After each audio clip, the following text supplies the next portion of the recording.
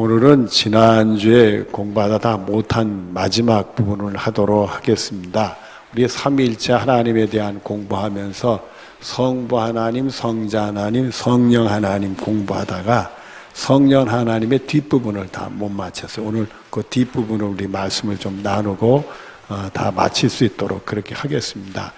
지난주에도 여러분에게 말씀을 드렸습니다마는 이 성부 하나님, 성자 하나님, 성령 하나님, 이 성부, 성자, 이 삼위가 왜 삼위로서 역할을 하셨느냐면 본질이 있어요. 그게 뭐냐면 우리를 위한 거라는 거예요.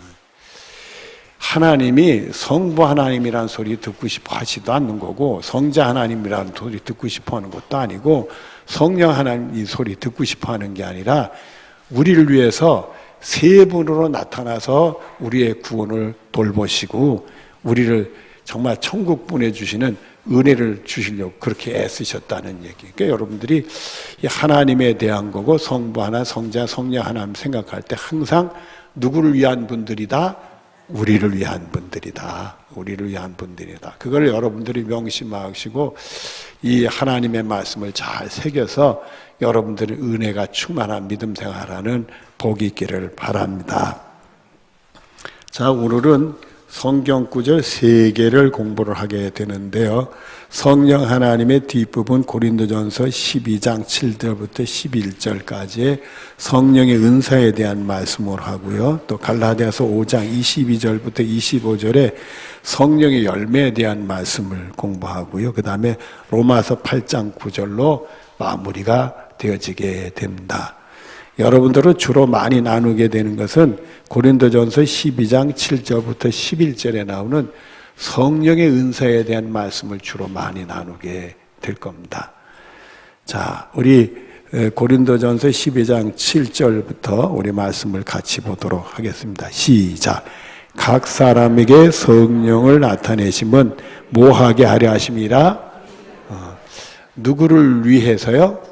우리의 유익을 위해서, 우리를 위한 거다. 또 우리를 위한 것을 통해서는 결국 또 누구를 위한 거냐면 하나님을 위한 거, 그리고 교회를 위한 거. 그래서 우리에게 하나님이 은사를 주신 것은 우리 영적 생활에 유익을 주시는 거예요. 하나님이 이를 효과적으로 할 수 있는 유익을 주신 것이고, 그래서 하나님께 영광 돌리고 교회는 덕을 끼칠 수 있도록 그렇게 해서 은사를 주셨다.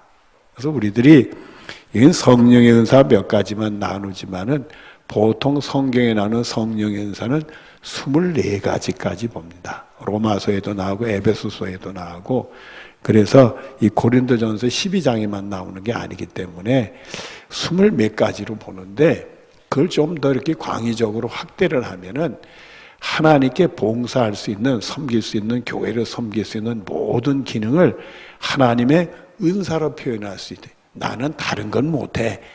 예배는 열심히 참석할 수 있어. 그러면 여러분 예배 참석하는 은사를 받았다. 그렇게 폭넓게 우리가 생각해. 모이기를 힘쓰라고 그랬으니까. 그것도 하나님 말씀의 순종이니까. 그것도 하나의 우리가 은사다.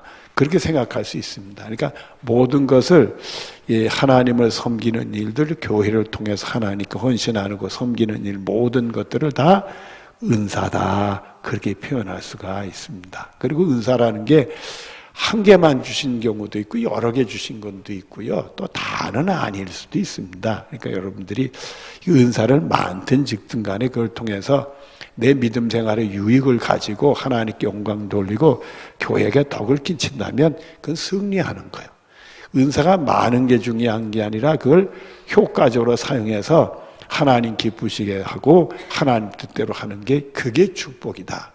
여러분들은 다른 사람의 은사에 대해서 신경 쓰지 말고 여러분이 주신 은사를 통해 최선을 다해 하나님께. 그전에도 여러분에게 말씀드린 기억이 나는데, 옛날에 그 로만 가톨릭에서 있었던 일입니다. 하루는 이 성전에 그 성당이겠지, 그들은 게 원래 이제 교회라는 게 가톨릭이라는 말이에요. 우리는 이제 가톨릭이라는 말을 안 쓰는데 원래는 이 카독이라는 게 교회고 헬라에는 에클레시아라는 말을 쓰고 그렇습니다. 우리는 영어로 처치라고 이렇게 얘기를 하는데 라틴어는 이게 카톨릭입니다. 이게 교회라는 뜻이요. 그래서 우리가 그 성도와 교회가 교통하고 이런 것들이 바로 거기에 나오는 단어가 카톨릭이라는 단어를 써요. 그래서 우리들이 개신교에서 좀 이 카톨릭 말이 구교의 용어니까 피하려고 우리는 애쓰지만 그 원어는 그렇다고 여러분이 생각하시면 됩니다. 그 사람들의 성당에 하루는 이제 신부가 이 성당 안에서 무슨 소리가 나가지고 내다봤대요. 성당 안을 들여다봤더니 세상에 어떤 젊은 남자가 이 앞에서 덤브링을 하고 있더라. 화닥닥 덤브링을. 그냥 호떡호떡 뛰어넘는 거 있잖아요. 서커스단에서 덤브링을 하고 있더래. 아니 성전에서 왜 너무 덤브링을 하고 난리치는 거니까 저거 뭐 하는 짓인가 말려야 되겠다 해서 그 사람 가까이 가는데 세상에 가까이 가는 순간에 원래 성당에는 예수님 상 있잖아요. 십자가 대신에. 그 예수님 상에서 아마 이 신부의 눈을 이렇게 환상을 보여주신 것 같아. 거기 예수님이 내려오시더래요. 거기서. 내려오더니 덤브링하는 남자의 땀을 닦아주더래. 그 바람에 이 신부가 놀래가지고 예수님이 내려와서 그 사람의 그 땀을 닦아주고 있으니 자기는 그게 잘못한다고 말리려고 했는데 말릴 수 있는 일이 아니잖아요. 이렇게 되니까.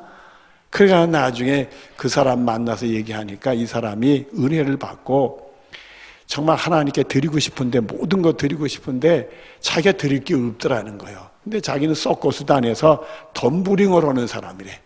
그래서 내가 제일 잘하는 걸 하나님께 드려야 되겠다 해서 예배당에 와서 덤브링을 하고 했었다는 거야. 그러니까 예수님이 용타고 너 참 수고했다고. 그러니까 우리들이 남이 뭐라는 것보다도 내가 참 잘할 수 있는 것 같고 정말 내가 뭔가 드리고 싶은 거 그거 드리면 그게 되는 거지. 그거 뭐 사람들의 평가는 중요한 게 아니란 말이에요. 그러니까 여러분들은 하나님 주신 것 중에서 이걸 하나님께 드리고 싶다면 그거 드리는 거예요. 그게 무슨 꼭 재물이 아니라 재주일 수도 있고 마음일 수도 있고 또 손재주 글이라도 잘 쓰면 글 써가지고 할 수도 있고 그런 거지. 여러분들은 그 은사를 너무 폭 좋게만 생각할 필요는 없다. 이렇게 생각을 하시고 다 나에게 영적 생활에 유익을 주고 하나님께 영광을 돌리고 교회가 덕이 되는 일은 다 한다. 여러분이 그렇게 생각하시면 되겠습니다. 자, 오늘은 고린도전서 12장에 나오는 이 성령의 은사를 집중적으로 말씀을 나누도록 하겠습니다. 8절을 보면 어떤 사람에게는 성령으로 말미암아 무슨 말씀을 이 성령의 은사 중에 첫 번째로 거론하는 것이 지혜의 말씀이에요. 이 지혜의 말씀은 우리 은사는 우리 예수 믿는 사람들은 다 받아야 돼. 여러분들은 지혜의 말씀의 은사를 받은 것 같아요? 안 받은 것 같아요? 이게 끄떡거리거나 머리 흔들지 마시고 다른 사람 보라고 하지만 마음으로만 여러분들 나는 지혜의 말씀의 은사를 받았나 안 받았나 그런 거를 한번 생각해 볼 필요는 있어요. 다 받아야 돼요. 그러니까 제가 오늘 설명하면은 여러분들도 나 받았구나 이런 분들이 있어요. 근데 이건 꼭 받아야 돼. 왜냐하면 마태복음 7장 27절에 보면 내 말을 듣고 지켜 행하는 자는 반석에 집을 지는 지혜로운 사람과 같다 그랬어요. 그 이유는 비가 내리고 창사 바람이 불어도 그게 무너지지 않는다. 하나님이 지켜주시고 구원해 주시는 삶을 살기 때문에 반석에 집을 짓는 지혜로운 사람이라는 거예요. 주님 말씀 듣고 그 말씀대로 순종하는 사람들은 그 하나님의 그 말씀이 이루어지는 그 속에서 하나님의 구원이 일어나니까 그 사람은 지혜로운 사람이야. 하나님의 구원을 불러들이는 사람이니까 지혜로운 사람이야. 이 지혜의 말씀의 은사라는 것은 뭐냐면 하나님의 구원을 내가 받도록 하는 게 그게 지혜예요, 여러분들. 세상에서 여러분 승리하셔야 되잖아요. 승리하고 싶어도 다 승리되는 게 아니잖아요. 그럼 하나님이 여러분들을 위해서 일하시고 하나님의 능력이 임하면 여러분 승리해요? 패배? 승리하잖아요. 그래서 우리는 이 지혜의 말씀의 은사는 다 받아야 되는 거예요. 근데 그 말씀의 은사는 어디서 오느냐면 하나님 말씀 듣고 순종하는 데서 오는 거예요. 여러분들, 우리가 어떤 영적인 그 다툼이 일어났을 때 그걸 우리가 승리를 해야 되는데, 우리 예수 믿는 사람은 말씀을 통해 답을 얻어, 교훈을 얻고 깨우침을 얻어서 그 말씀대로 순종을 했더니 하나님이 그 말씀을 이루시면서 나를 승리케 한단 말이에요. 그게 말씀을 통해 하나님 나를 구원하는 길을 갈 수 있는 사람이 바로 지혜의 말씀의 은사를 받은 사람이에요. 그러니까 여러분, 예수 믿으면서 지혜의 말씀의 은사를 받아야 돼. 여러분에게 물어볼게요. 육신의 생각은 사망인데 영의 생각은 뭐다? 생명과 평안이란 말이에요. 똑같은 걸 놓고 육신의 생각하는 사람은 사망인데 영의 생각은 생명과 평안이란 말이에요. 왜? 하나님이 나를 구원하는 길을 가니까. 육신의 생각은 하나님과 대적하는 길을 가니까 패배할 수밖에. 육신에 생각하는 사람은 아이고 이거 찾아봐야지. 로마서 8장 한번 보십시다.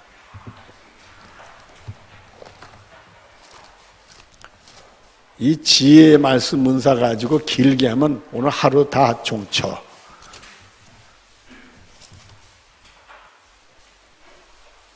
(5절부터) 제가 보겠습니다.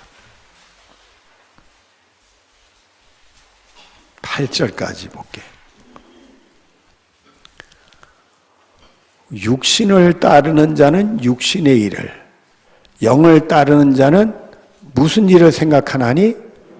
그러며 육신적인 사람은 믿음이 없는 사람이야.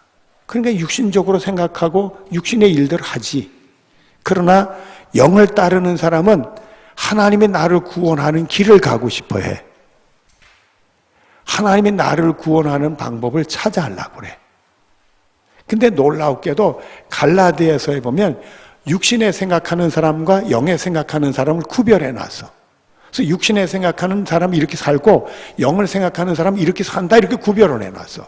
그래서 우리들이 영으로 생각하는 사람은 어떻게 하나, 그걸 찾아서 그대로 우리가 하면, 순종하면 하나님이 나를 구원하니까 생명과 평안의 길을 가. 생명은 우리를 살리는 거니까 구원받고 걱정 없는 삶을 살게 된다 이거예요. 말씀을 통해서 영적 분별을 하는 거예요. 육신에 생각하는 사람은 그 영적인 세계를 구별해내질 못해. 보질 못해. 그러니까 육신의 방법 이상은 할 수가 없어. 그 다음에 6절에 육신의 생각은 사망이, 영의 생각은 생명과 배우곤 말씀했죠. 자, 7절에 육신의 생각은 하나님과 뭐가 되나니? 원수가 된다. 근데 원수 되는지 모르지. 이 사람들은. 이는 하나님의 법에 굴복하지 않을 뿐만 아니라 할 수도 없어. 모르니까. 모르니까. 8절에 육신에 있는 자들은 하나님을 뭐 할 수 없느니라? 그렇게 돼요.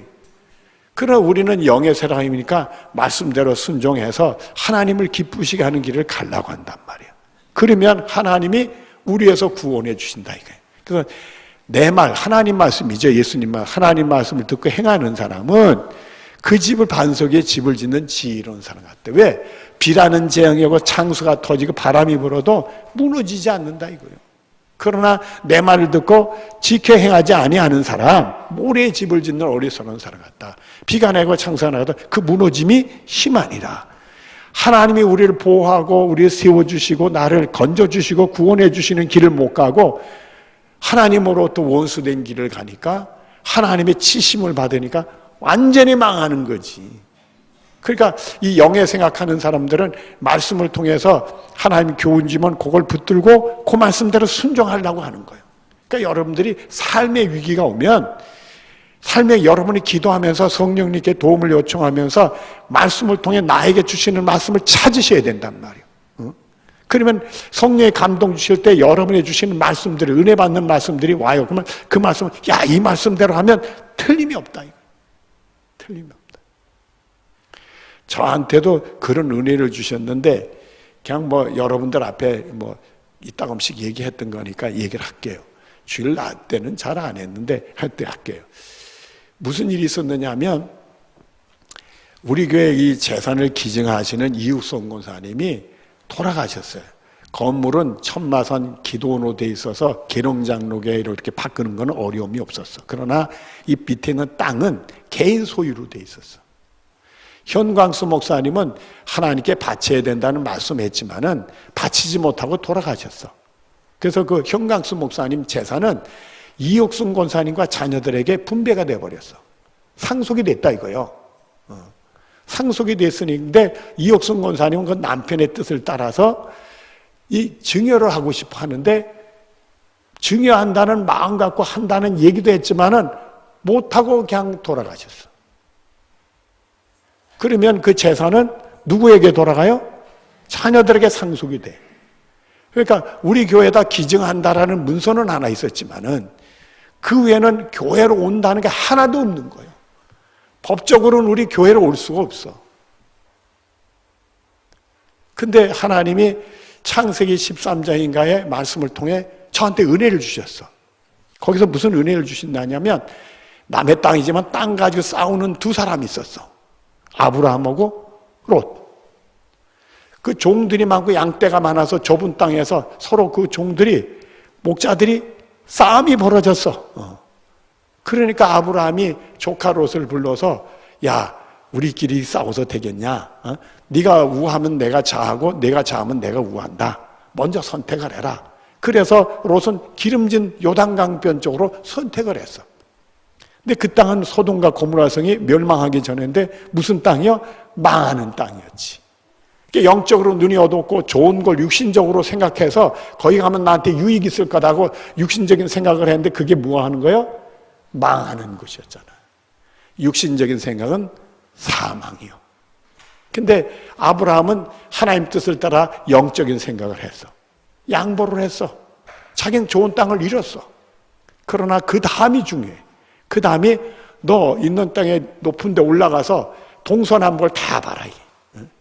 넓은 땅을 보여주고 이건 너와 너 자손에게 이 땅을 주리라. 넓은 땅 준다고 그래서. 그 말씀을 딱 주는 순간에 양보하면 뭐 준다? 넓은 땅 준다는 확신이 온 거예요. 그래서 자녀들을 불러놓고 당신들이 다 찾아가라. 절대로 자녀들은 부모님 거요가 안 내놓더라고. 제가요 욕심이 생겨서 발인 예배 때 그 이옥순 권사님 발인 예배 때 여기 있는 가족들도 자녀들도 그 부모의 뜻을 따라서 하나님께 증여하기로 했으니까 다 하셔. 설교 때 그런 설교 때 했어요 내가. 대놓고. 근데 소용없어. 막상 그렇게 부모님 뜻을 하십시오 했더니 우리 부모님 건데요 이래. 그 얘기는 부모님 거니까 누구에게 돌아온다? 우리에게 상속된다는 얘기요. 그러니까 사람이 갑자기 이상하게 보이시게 내 눈에. 안 좋게 보여. 근데 그 말씀 통해 은혜를 주신 거예요. 그래서 양보하면 틀림없이 넓은 거 주신다. 근데 원래는 그분들이 기증하기로 한 건 이 본당하고 본장 안 든 땅이요. 이 본당하고 본장 안 든 땅이란 말이에요. 그러니까 이 본당하고 본장 안 든 땅은 계산하면 한 800평 조금 넘는 거예요. 그걸 주기로 됐었는데 그것도 안 준 거지 뭐. 그것도 돌아온 게 아니에요. 준다는 사람이 돌아가시고 그게 뭐 아무것도 없으니까 자녀들은 내놓지 않고 그거 어떡하느냐 말이에요. 그때 그래서 자녀들 모아놓고 장로님들한테 말씀드리고 장로들 모아놓고 그 자녀들 모아놓고 제가 얘기를 했어요. 다 찾아가셔. 못 찾아가면 교회가 찾을 테니까 도와주셔. 그렇게 했더니 기뻐하시더라고. 싸우지 않고 양보하니까. 근데 2년 후까지 못 찾아가. 2년 후까지 그 사람들이 상속이 안 되는 이유는 개인적으로 오면 제가 설명해 드릴게요. 법이 그게 안 되도록 돼 있더라고. 하나님 막아놓은 게 있더라고. 그래서 2년 후에 가서 당신들이 찾는데도 못 찾았으니까 교회가 찾을 테니까 도와주시오. 그래도 우리 부모님 거요. 그래. 그리고 그런 다음에 여러 가지 일이 있었지만 그 후에 최종적으로 법정에 가서 자녀들이 우리 부모님이 증여했습니다. 이렇게 말을 하게 됐고 교한테 교회에 돌아온 땅이 그때 돌아온 땅이 6,100평이 돌아오게 됐어. 800평 오겠다는 땅이 몇 평이 왔어요? 돈은 재판 비용밖에 안 들어갔어. 그 재판도 무슨 싸우는 재판은 아니고 그냥 요식행위로 이렇게 간단하게 거치는 재판이었어. 저도 재판석에 가보지도 않았어. 자연스럽게 그렇게 됐어. 이게 말씀을 통해서 이 말씀대로 하면 하나님이 우리에게 구원을 주겠구나 이런 믿음이 오는 게 있어. 그게 영적으로 보면 그게 보여. 근데 영적으로 안 보면 그게 안 보이고 이게 우리가 손해인데 이건 어떻게 해서 이렇게 하면 안 되지. 자꾸 육신적인 생각을 해. 근데 믿음의 사람들이 육신적인 생각을 하면 망하는 거예요. 그러나 성령의 도우심으로 말씀을 통해 이 말씀대로 돼야, 이 말씀대로 순종하면 틀림없어. 이런 하나님의 은혜 주시고 믿음을 주신단 말이에요. 그때 우리는 그 말씀에 순종하면 틀림없이 하나님이 역사를 하신다.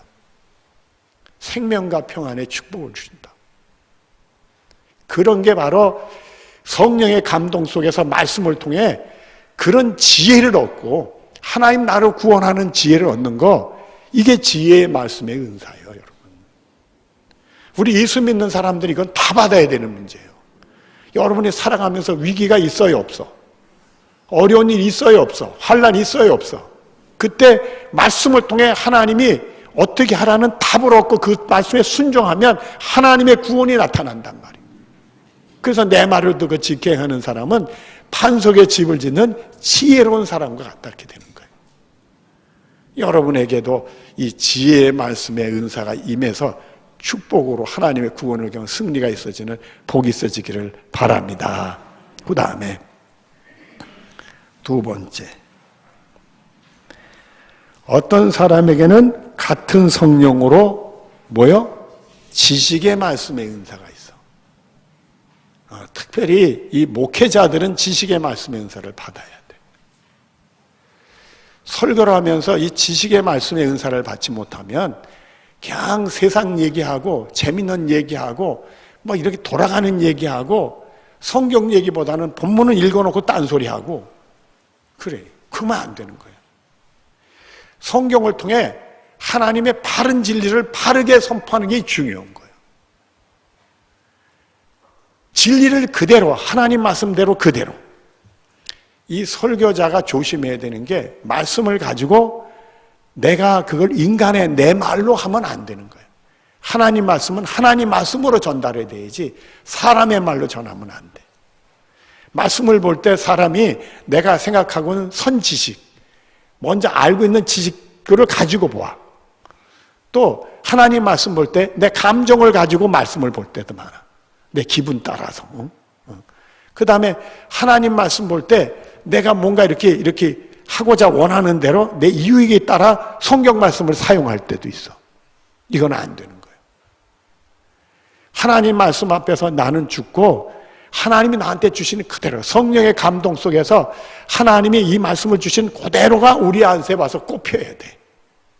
그게 진리요. 이 진리를 오염시키면 안 되는 거예요.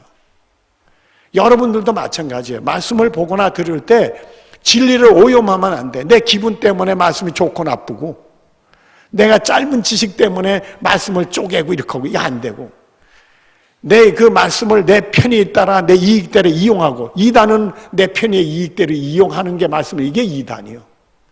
그러면 안 되는 거란 말이에요. 우리는 모든 것 내놓고 말씀을 통해서 하나님이 우리에게 주시는 메시지를 정확하게 들어야 된다. 이 진리 속에는 두 가지가 있어요. 항상 똑같고 변할 수 없는 진리가 있어요. 그걸 텍스트라고 하는데, 항상 똑같이 모든 사람이 똑같이 느껴지는 진리가 있고요. 또 하나는 상황에 따라, 사람 따라 다르게 느껴지는 진리가 있어요. 그걸 컨텍스트라고 얘기를 해요. 근데 컨텍스트는 우리가 은혜가 되지만은 다른 사람에게는 아닐 수도 있는 거예요. 그러니까 그 컨텍스트는 일반화시키면 안 돼. 개인적으로 은혜 받지만은 다른 사람에게 똑같이 적용하면 안 돼. 시대별로도 달라지는 거예요, 여러분들. 이 컨텍스트라는 거는 그냥 간단하게 얘기하면은, 저는 아날로그 사람이고 디지털 사람이 못 돼요. 아날로그 사람이지 디지털. 지금도 설교 원고 쓸 때 컴퓨터 통해 타자 이거는 못해. 다 지금도 손으로 써. 손으로 쓰는데 지 시대는 원고를 쓸 때 손으로 쓰던 게 몸에 배서 그려. 그리고 타자를 쳐도 이게 잘 안 돼서 두 손가락 따다 이러고 앉았으니 어느 세월에 이게 치여. 그러니까 내가 손으로 쓰는 게 빨라. 이 계산도 요즘에는 이제 핸드폰 보면 계산기 탁탁 하면 타타타닥 얼마 나오지요. 예? 난 그거 아예 못해. 손으로 더하기, 곱하기 해야 돼. 아날로그 해, 아날로그. 근데 어떤 때 보면은 우왕좌왕하는 사람, 이게 뭐야, 계산기 두들기는 사람보다 계산이 빠를 때가 많아. 나 잘해요. 잘해. 빠를 때도 많아. 그게 시대적으로 다른 거예요. 내 시대는 손으로 쓰고 손으로 해야 되는 시대예요. 그러나 지금 시대는 컴퓨터나 계산기 가지고 하는 시대예요. 그래서 아이들이 시험으로 볼 때, 수학 시험 보러 갈 때 계산기 들고 가는 건 불법이라고 생각 안 해. 우리 시대는 절대 계산기 들어가면 안 되는 시절이에요. 그 불법이야. 그 당시는 불법인데 지금은 불법이 아니야. 시대가 바뀌니까 불법이 아닌 걸로 바뀌는 게 그게 컨텍스트라고 얘기하는 거예요. 성경 말씀에 사람에 따라 다르게 느끼는 게 있어. 그리고 시대에 따라 다르게 느끼는 게 있어. 그거를 컨텍스트라고 하는데 그거는 자기에게만 적용하는 거지 남에게 적용하면 안 되는 거예요. 여러분들. 조심해야 돼요. 그러나 예수 믿으면 십자가 때 죄 용서와 구원받는 거는 누구나 똑같아야 돼? 똑같지 않아야 돼? 시대가 변해도 똑같아야 안 똑같아요? 그걸 텍스트라고 그래. 그건 항상 변하지 않는 진리. 우리가 이 말씀 속에는 두 가지가 있어. 두 가지가 있어. 그래서 우리들이 항상 텍스트, 진리는 꼭 누구에도 똑같으니까 누구에 똑같이 소유해야 되는 부분이고 이 컨텍스트는 말씀을 통해 내가 은혜 받는 부분, 내가 가지고 있는 내 지식이나 내 감정이나 한계를 가지고 있기 때문에 사람에 따라 시대에 따라 다르게 느낄 수가 있어.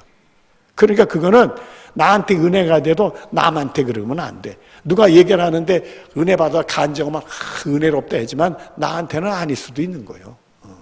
그러니까 그런 거에 대해서 여러분들이 좀 조심해서 이런 유식한 소리까지 하면 나중에 설교 들을 때 만만치 않은데 자, 이 말씀을 통해 하나님의 진리를 캐내는 은사가 지식의 말씀의 은사예요. 참 이 지식의 말씀의 은사가 초신자한테 임하는 걸 내가 봤어요. 예수 믿은 지 한 1년밖에 안 되는데 자기는 말씀만 보고 싶다는 거야. 말씀만 보면 쫙 뜻을 알 수 있다는 거야. 줄줄줄줄 해석이 된다. 봤더니 말씀을 통해서 얘기하는데 예수 믿은 지 1년밖에 안 되는데 10년 된 사람보다도 성경 해석을 잘해. 이게 지식의 말씀의 은사가 와서 그래요. 그래서 우리 목회자들은 이 지식의 말씀의 은사가 있으면 말씀 속에 하나님 주신 비밀을 캐내가지고 그걸 전할 수가 있단 말이에요. 이 지식의 말씀의 은사는 그거를 얘기를 해요. 그러니까 우리 예수 믿는 사람들이 다 그런 걸 받으면 말씀을 통해 참 하나님 뜻을 깨우치고 그 기쁨이라는 걸 얘기할 수 없는 은혜를 체험하게 된다. 그 다음에 세 번째 9절 시작. 다른 사람의 같은 성령으로 무엇을? 믿음을. 이 믿음의 은사라는 것 여러분들 예수님 믿으시죠? 은혜를 믿으시죠? 그러니까 다 받은 거라고 볼 수는 있어요.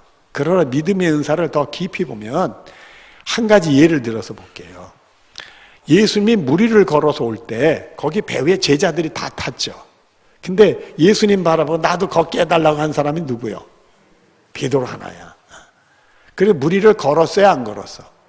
잠시 걸었지. 그게 믿음의 은사예요. 무슨 말인지 아시겠어요? 우리가 말씀을 들으면 믿음이 생긴다고 그럴 때 정말 이 겨자씨 하나일 만한 믿음만 있어도 산을 어떻게 한다? 그게 믿어지는 사람이 있어. 겨자씨 하나일 만한 믿음에 산 움직여야 된다. 그 말씀 오라. 그 말씀대로 되는 거야. 그러면서 나는 먼데 얘기로 들려지는 사람이 있어. 여러분은 어때요? 그 말씀대로 되는가 봐. 그 말씀대로 되는 게 옳지. 근데 나한테 겨자씨 하나 할 만한 믿음만 있어도 산 옮긴다는 확신이 있느냐 이거예요. 말씀을 들으면 믿음이 생긴다고 했잖아요. 믿음이 있느냐 이거예요. 이 베드로는 무리를 걷는 거는 주님 바라보면 무리를 걸을 수 있다는 믿음이 있는 거예요. 그게 믿음의 은사예요. 또 이 베드로가 정말 하루 종일 고기 잡았지만 밤새도록 못 잡았는데 하나도 뭐 그물을 씻고 있었단 말이에요. 근데 깊은 곳에 가서 그물을 던지라 그럴 때 오늘 하루 했는데 힘들어 죽겠는데 또 뭘 또 깊은 곳에 오늘 안 잡히는 날인데 예수님은 어부도 아니면서 왜 또 어부인 나한테 가서 그물을 던지라고 그러나 아유 난 힘들어 그냥 예수님 내일 할게요. 그럴 수도 있죠. 그러나 밤이 새도 못해도 말씀 떨어졌으니까 이해하겠습니다. 이게 믿음의 은사예요. 주님이 하라는 대로 움직이는 거예요. 그랬더니 그물이 찢어지게 고기가 많이 잡혔더라. 말씀을 보면 다 믿어지는 거예요. 그래서 이게 지식의 말씀의 은사, 그 다음에 지혜의 말씀의 은사, 믿음의 은사가 항상 성령의 역사 속에서 어떤 기준으로 말씀을 통해 모든 게 연결이 되는 거예요. 그 다음에 이러다 오늘 다 못 맞추면 어떡하지? 하는 데까지 빨랑빨랑 해야지. 그 다음에 어떤 사람에게는 한 성령으로 무슨 은사요? 그러니까 여러분들도 용감하세요. 처음에 아무나 대고 그러지 마시고 사랑하는 식구가 병 있으면 나사리 예수의 이름으로 면해 병만 떠날 자다. 무조건 믿고 기도해. 고침 받아야 될 거 아니에요. 그러면 역사가 나타날 수 있다. 처음에 이 병 고치는 은사는 사랑하는 마음이 가질 때 나타나. 그러니까 여러분이 사랑하는 사람을 위해서 아무나 대놓고 하지 마시고 사랑하는 사람 하다 보면 병 고치는 은사가 나올 수가 있어. 그 부분은 통과하고 그 다음에 10절 시작. 어떤 사람에게는 뭐 하는 걸? 마찬가지로 능력이 나타날 수가 있다고요. 그 다음에 어떤 사람에게는 뭐요? 예언. 이 예언을 착각하면 안 돼. 예언이라고 해서 점쳐서 막 말하고 미래를 얘기하고 그걸로만 신비적인 걸로만 보지 말고요. 미래를 얘기하지만은 예언은 항상 뭘 기준으로 하느냐면 하나님 말씀 기준으로 해요. 그래서 우리 고린도전서 14장에 보면 방언과 예언을 비교해서 말씀을 해. 방언은 개인적으로 유익이 있지만은 예언은 교회에 덕을 끼치는, 그래서 방언보다는 예언을 더 할 것을 우리에게 권하고 있어. 그러니까 예언은 단순히 짱 해가지고 뭘 받았다, 미래를 그런 걸로만 신비로운 걸로 보지 말고 항상 말씀 기준에서 말씀을 전하는 자체가 예언이 되는 거예요. 예수를 전혀 모르는 사람한테 당신이 예수 믿으면 구원받고 천국 가. 예언이요? 아니요? 예언이잖아. 그러니까 이게 말씀을 전하는 자체가 예언이에요, 여러분들.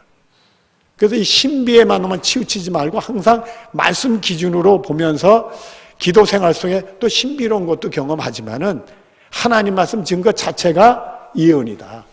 그래서 이 단에서 하나님 말씀 증하는 건 다 예언인 거로 여러분 들으면 되는 거예요.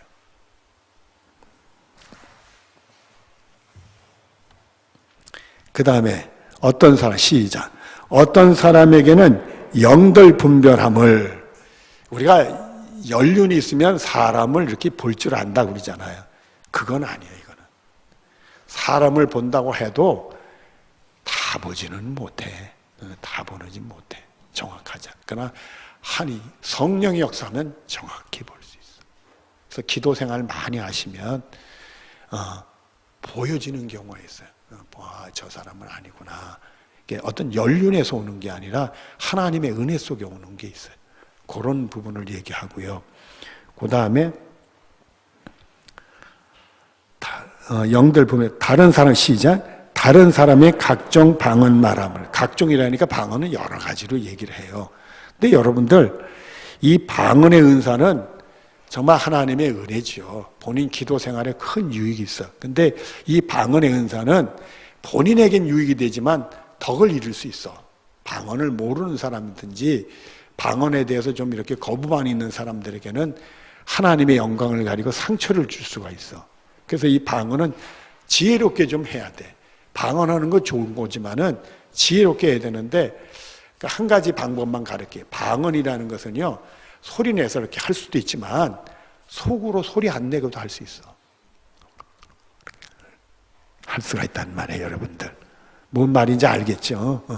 그러니까 그거는 얼마든지 자기 기도 생활에 큰 확신 주고 유익을 주는 거지만은 좀 지혜롭게 해야 된다.